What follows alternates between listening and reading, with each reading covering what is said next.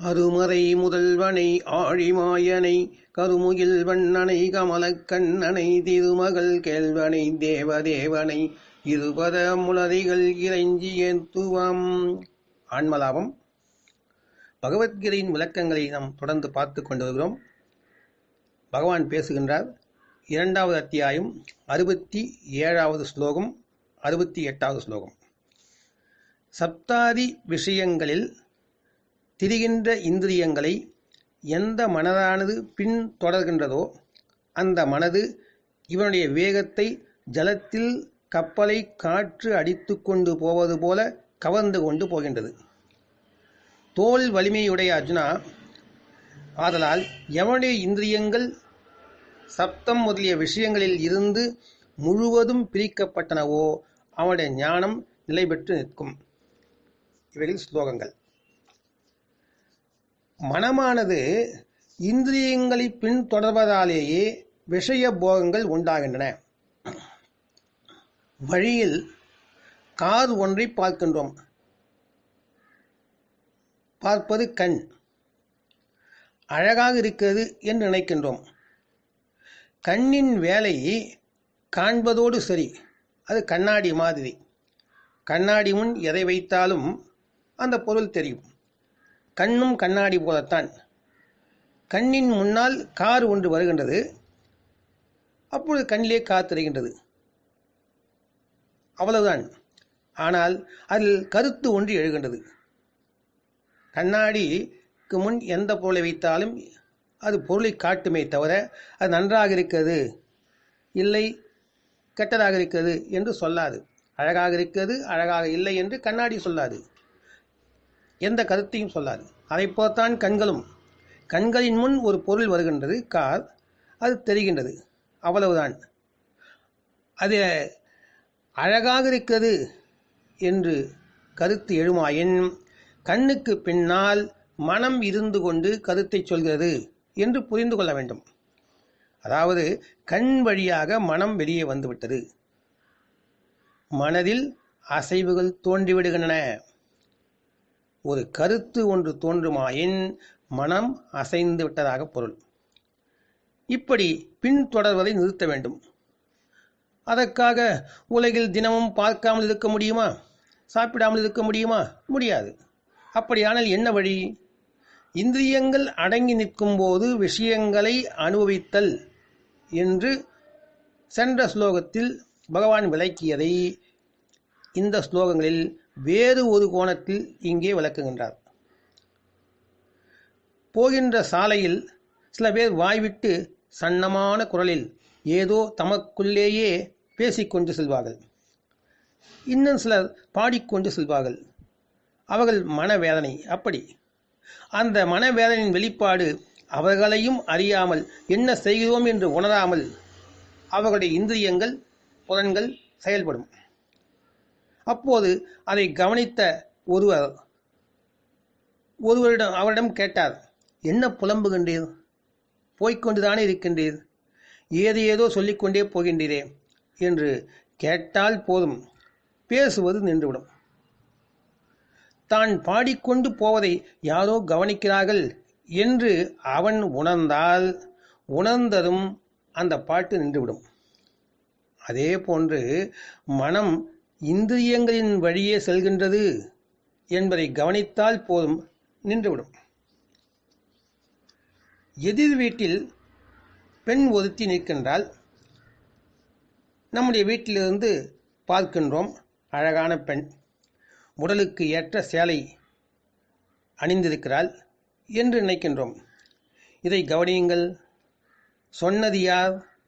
எப்படி இந்த வார்த்தை வந்தது? கண்கள் பார்த்தன. அந்த கண்களின் வழியே மனம் வெளியே சென்று விட்டது. மனதில் வார்த்தைகள் இல்லாமல் சிந்திக்க முடியாது. மனதில் எண்ணங்கள் வருகின்றது என்றால் அது வார்த்தைகளாகத்தான் வரும், சொற்களாகத்தான் வரும். கண் வழியே போவதை கவனித்தால் கவனிப்பு மட்டுமே போதும். கருத்து எழுகின்றது, உடனே மனம் போய்விட்டது என்று கவனித்தால் போதும், மனம் உடனடியாக திரும்பிவிடும். கேட்பதால் சுவாரஸ்யம் ஏற்படுவதை கவனித்தால், அதாவது உள்ளிருந்து ஒரு சுவாரஸ்யம் எழுகின்றது என்பதை கவனித்தால் மட்டுமே போதும், அதாவது கவனிப்பு மட்டுமே போதும், மனம் திரும்பிவிடும். வெறும் கவனித்தல் மட்டுமே தேவையானது. புலன்களை நாம் கவனிப்பதில்லை. அதனதன் இஷ்டத்துக்கு விருப்பத்துக்கு விட்டு விடுவதால் அவைகள் தாமே செயல்படுகின்றன. நம்முடைய ஊக்கமின்றி அனுமதியின்றி செயல்படாது. இந்திரியங்களுக்கு தேவையான ஆற்றல் கிடைக்காது. நாம் பழக்க தோஷத்தால் நம் அனுமதி கொடுத்தது கூட தெரிவதில்லை. புலன்கள் வெளியே சென்று விடுகின்றன. அந்த புலன் வழியாக மனமும் போய்விடுது. இந்த பழக்கத்தை மாற்ற வேண்டும். நாம் மனம் வெளியே செல்கின்ற போது ஒரு கருத்து எழுகின்றது என்றால், மனம் வெளியே சென்று விட்டதே என்று நாம் கவனிக்க தொடங்கிவிட்டால் போதும், மனம் திரும்பிவிடும். இந்திரியங்கள் உள்ளடங்கிவிடும். மனம் பின்தொடர்ந்து செல்ல முடியாமல் தவிக்கும். தொலைக்காட்சியில், டிவியில், செய்தி சேனலில் பார்த்தால் செய்திகள் கீழே போடுவார்கள். ஃப்ளாஷ் நியூஸ் என்று போடுவார்கள். அது நகர்ந்து கொண்டே இருக்கும். அதை போலத்தான் மனதில் எண்ணங்களும் வார்த்தைகளாக, சொற்களாக வந்து கொண்டே இருக்கும். மனதில் வார்த்தைகள் வந்து விட்டது என்று கவனித்தால் போதும். அந்த வேறு ஒன்றும் செய்ய வேண்டாம். அந்த மனதை வார்த்தைகளோடு தொடர்கின்றது, சொற்கள் வந்துவிட்டது என்று கவனித்தால் போதும், மனம் நின்றுவிடும். ஒரு பொருளை பார்க்கின்ற பொழுது பொருள் நன்றாக இருக்கிறது அல்லது நன்றாக இல்லை என்ற எண்ணம் வந்துவிடும். அந்த எண்ணம் எப்படி வருகிறது என்று கவனித்து பாருங்கள். மனதிலே சொற்களாக வரும். சொற்கள் வந்துவிட்டதே என்று நீங்கள் சற்று கவனித்தால் போதும், மனம் நின்றுவிடும். இந்த பழக்கத்தை நாம் கொண்டு வர வேண்டும். சிரமம்தான். எதையும் சிரமமில்லாமல் அடைய முடியாது அல்லவா? அப்பொழுது இந்திரியங்கள், புலன்கள் உள்ளடங்கிவிடும். மனம் பின்தொடர்ந்து போகாமல் போய்விடும். இந்த நிலையில் மனம் எதையாவது பற்றி கொள்ள வேண்டுமே இல்லையா? என்ன செய்வது? ஆனால் எதுவும் பற்றி கொள்ள முடியாவிட்டால் மனம் என்ன ஆகும்? உடனே உள்நோக்கி திரும்பிவிடும். வெளியே விஷய சுகம் புலன்கள் மூலம் கிடைக்காமல் நிறுத்தப்பட்டால், அதாவது புலன்களுக்கும் வெளியே உள்ள விஷய சுகத்திற்கும் உள்ள இணைப்பை, அந்த பாலத்தை உடைத்துவிட்டால் மனம் நிச்சயமாக வெளியே ஒன்றும் கிடைக்கவில்லையே என்று உள்முகமாக திரும்பும். இதன் வாயிலாக தியானம் கூடி ஞான நிலை உருவாகும். இதற்கு அடிப்படையாக எழுகின்ற போதும், நடக்கும் போதும், முன்னுகின்ற போதும், அமர்கின்ற போதும், துணி உடுக்கும் போதும், எல்லா செயல்களிலும் கவனித்தலை மட்டுமே கொண்டு வர வேண்டும்.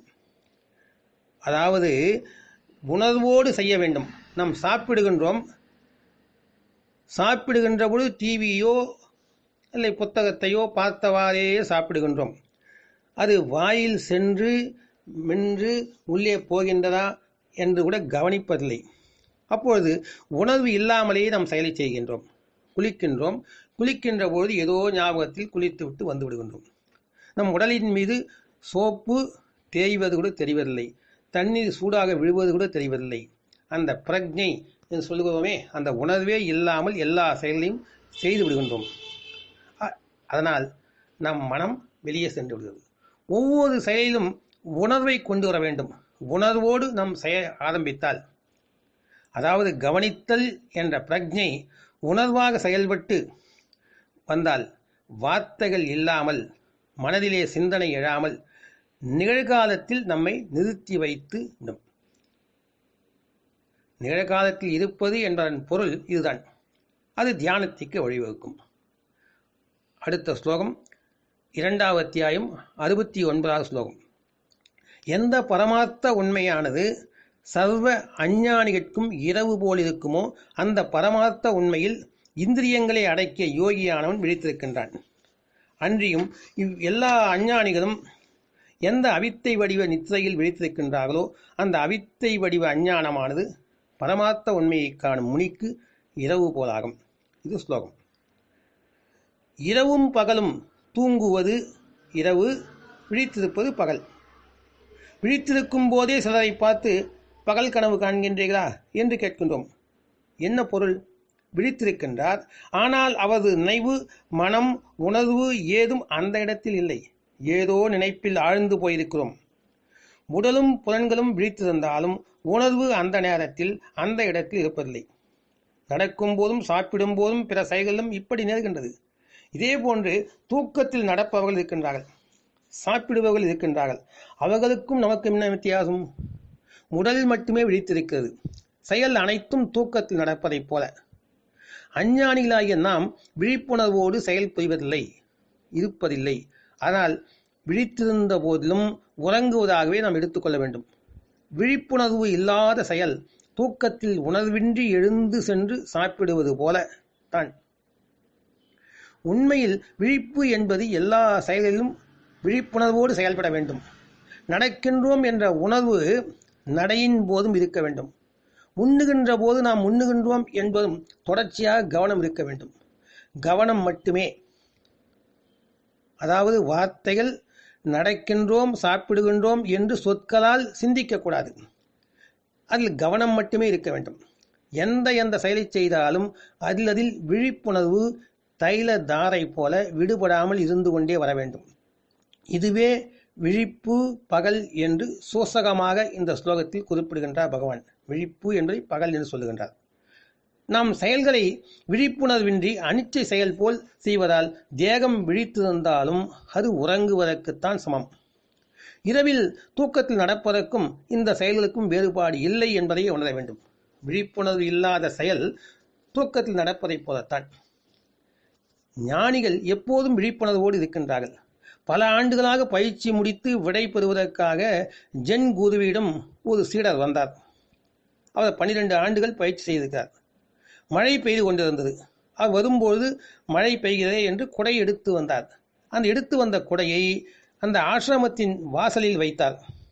அந்த குடிலுக்கு உள்ளே சென்று குருவின் முன் அமர்ந்தார். உடனே குரு கேட்டார், குடையை வாசலில் எந்த பக்கம் வைத்துவிட்டு உள்ளே வந்தீர்? இடது பக்கமா வலது பக்கமா என்று கேட்டார். வந்த சீடருக்கு குழப்பம் வந்துவிட்டது. குருவை பார்க்கும் எண்ணத்தில், பயிற்சி முடிந்து விடைபெறும் ஆர்வத்தில், பயிற்சி முடிந்து விட்டதே என்ற திருப்தியில் வந்தவர் குடையை எந்த பக்கத்தில் வைத்தோம் என்று நினைவுக்கு வரவில்லை. கவனம் எங்கே இருந்தது? விடைபெற்று சென்று விட வேண்டும் என்று இருந்தது. குரு சொன்னார், நீ விழிப்புணர்விலிருந்து தவறிவிட்டாய். நன்றாக அபியாசம் செய்து மீண்டும் திரும்பி வா என்று சொல்லிவிட்டார். குழி தோண்டினாலும், மண்ணை வெட்டினாலும், நீர் பாய்ச்சினாலும், பூக்கள் பதித்தாலும், நடந்தாலும், மூச்சு விட்டாலும் எல்லா செயலிலும் ஞானிகள் விழிப்புணர்வோடு செயல்படுகின்றார்கள். அவ்வளவு ஏன், இரவில் தூக்கத்திலும் விழிப்புணர்வோடு இருப்பதாக சொல்கின்றார்கள் ஞானிகள். அவர்களுடைய உடல் மட்டுமே உறங்கும், உள்ளுக்குள்ளே விழிப்புணர்வு இருந்து கொண்டே இருக்குமாம். திரும்பி படுக்க வேண்டுமானாலும், புரண்டு படுக்க வேண்டுமானாலும் கூட ஞானிகளுடைய விழிப்புணர்வில் விருப்பம் வந்தால்தான் அவர்களுடைய தேகம் திரும்பும். அவர்கள் அறியாமல் உறக்கத்திலும் தானாக தேகம் புரண்டு படுக்காதான். இதனை பற்றி சீடர் ஒரு கேள்விப்பட்ட போது புத்தர் தெளிவாக கூறியிருக்கின்றார். புத்தர் இரவு முழுவதும் திரும்பி கூட படுப்பதில்லையாம். எப்படி படுத்தாரோ அப்படியே தூங்குவாராம். இப்படி எப்படி உறங்க முடிகிறது என்று சீடர் கேட்டார். விழிப்புணர்வு இருந்து கொண்டே இருப்பதால் தேவையின்றி என்னுடைய தேகம் திரும்பாது என்றார். ஆக ஞானிகள் செயல்களில் மட்டுமின்றி உறக்கத்திலும் விழிப்புணர்வை கட்டி காத்து வருகின்றார்கள். ஒரு சாது எப்போதும் நின்று கொண்டே இருப்பார், அதே இடத்தில் நகர்வது கூட கிடையாது. இரவிலும் உறங்காமல் நின்று பார்த்து கொண்டே இருப்பார். நகர்வலம் செல்லும் போது அரசன் தினமும் கவனிப்பான். ஒரு நாள் சாதுவிடம் கேட்டுவிட்டான் அந்த அரசன், இப்படி ஒரே இடத்தில் நின்று கொண்டு எதை காப்பாற்றி வருகின்றீர் என்று. சாது சொன்னார், எதை அடைந்தேனோ அது நழுவி போய்விடலாகாது அல்லவா? போய்விட்டால் என்ன செய்வது? அதனால் உறங்காமலும் கவனித்து வருகின்றேன் என்று கேட்டானாம். அரசன் சுற்றும் முற்றும் பார்த்தான். அந்த சாது அடைந்த பொருள் ஏதும் அவருக்கு பக்கத்தில் இல்லை, தென்படவில்லை. மீண்டும் கேட்டான், பொருள் ஏதும் இல்லையே, செல்லும் ஏதாவது மூட்டையில் வைத்திருக்கின்றீரா என்றால் அதுவும் காணவில்லை. இந்த ஏழ்மையில் எதை காப்பாற்றி வருகின்றீர் என்று கேட்டான். சாது சொன்னார், நான் வெளியே ஏழை, ஆனால் மனதிற்கு உள்ளே நான் அரசன். நீயோ வெளியில்தான் அரசன், உன் மனதிற்குள்ளே நீ ஏழை. உள்ளே எனக்கு கிடைத்த செல்வத்தையே நான் காத்து வருகின்றேன் என்று சொன்னாராம். அரசனுக்கு ஒன்றும் விளங்கவில்லை. ஞானத்தால் உயர்ந்த அந்த சாது விழிப்புணர்வில் தொடர்ச்சியாக இருப்பதை அந்த அரசனால் புரிந்து கொள்ள முடியவில்லை. பகல் இரவு என்பது சூசகமாக குறிப்பிடும் அடையாள வார்த்தைகள். ஞானிகள் எந்த நேரத்திலும் விழிப்புணர்வோடு இருப்பார்கள். உள்ளம் விழிப்புடன் இருக்கிறது, நினைவு இருந்து கொண்டே இருக்கிறது. ஆனால் நாம் பேசுவதோ ஞானிகள் போல, செயல்களில் அஞ்ஞானிகளாக, விழிப்புணர்வின்றி அனிச்சை செயல்களாக, தூக்கத்திலே செயல்படுவதைப் போல நம் ஒவ்வொரு செயலையும் செய்து கொண்டே வருகின்றோம். அதனால் அந்த பரமார்த்த உண்மையானது நமக்கு இரவு போல் எதுவும் விளங்குவதில்லை. தொடர்ந்து பார்க்கலாம். ஓம் தத் சத் ஸ்ரீ கிருஷ்ணாய பரபிரம்மணே நமக.